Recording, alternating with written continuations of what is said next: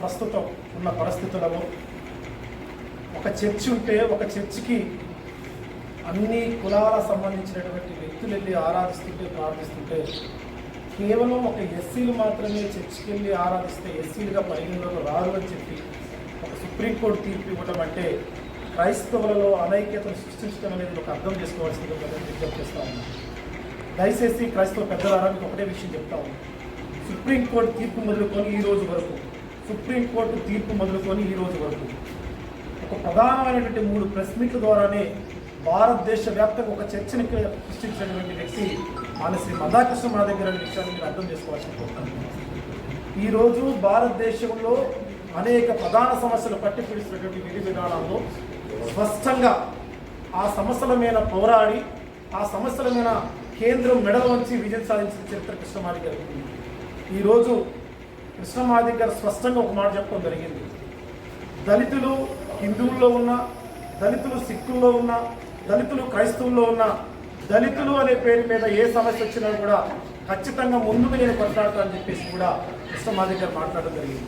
కాబట్టి ఇక్కడ పెద్దలకి విజ్ఞప్తి చేస్తా ఉన్నా, కృష్ణమాది గారు స్పష్టంగా చెప్పిండు, మాదిగా ఏ కుల భేదాలు వద్దు, క్రైస్తవుల్లో ఉన్నబడి ఏ సమస్యనైనా సరే మనం పోరాడి ఖచ్చితంగా దాన్ని సాధించుకుందామని చెప్పేసి ఐక్యతతో కూడుకొని ముందుకెళ్దామని చెప్పేసి కృష్ణమాది గారు అన్ని కుల సంఘాలకు ఒక సంకేతాన్ని తెలియజేసిన విషయం కూడా మీరు మర్చిపోవద్దని కోరుతా ఉన్నాం.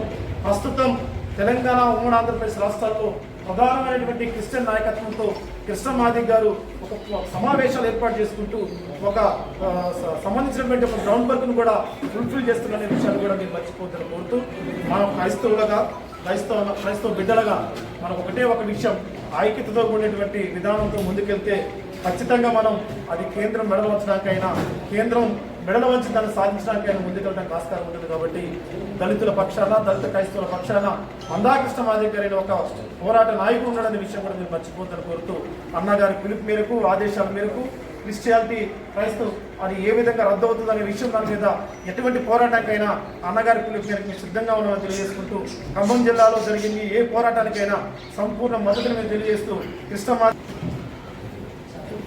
మనం బైబిల్ని ఒకవైపే బోధిస్తూ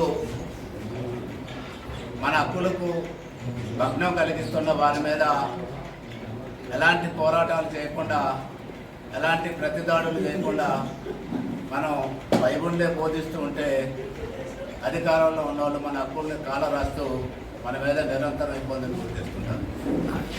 మీరందరూ ఆలోచించాలి. మనం కూడా భారతదేశంలో పూలే, అంబేద్కర్, జగ్జీవన్ మహానుభావుడు తర్వాత ఈనాడు పేద వర్గాల హక్కుల కోసం పోరాడే ఏకైక నాయకుడు మందాకృష్ణ మాదిగ గారు.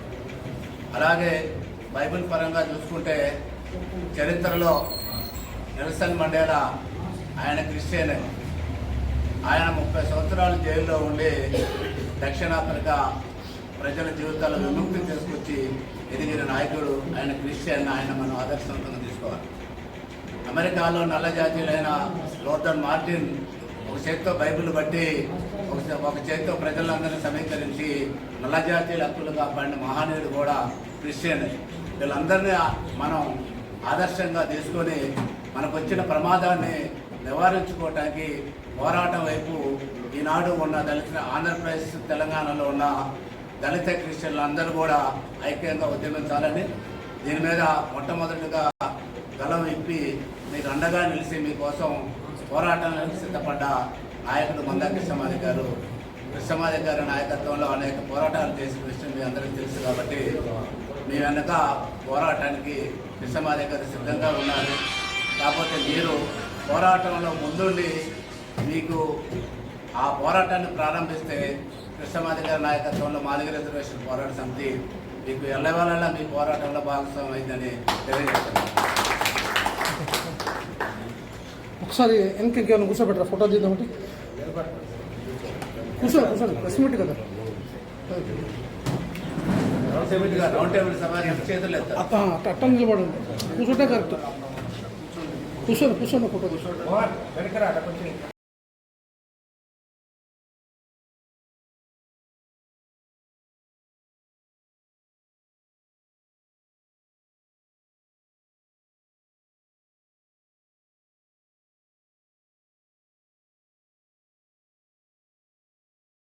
దాన్ని తీసివేసి మరి మీరు క్రైస్తవులుగా మీరుంటే ఎస్సీలుగా మీరు పనికిరారు అని చెప్పేసి ఈ విధంగా వాళ్ళు చేయటం నిజంగా అది చాలా దుర్మార్గతకి నిదర్శనం. అయితే మనం ఈరోజు చూసుకుంటే డిప్యూటీ స్పీకర్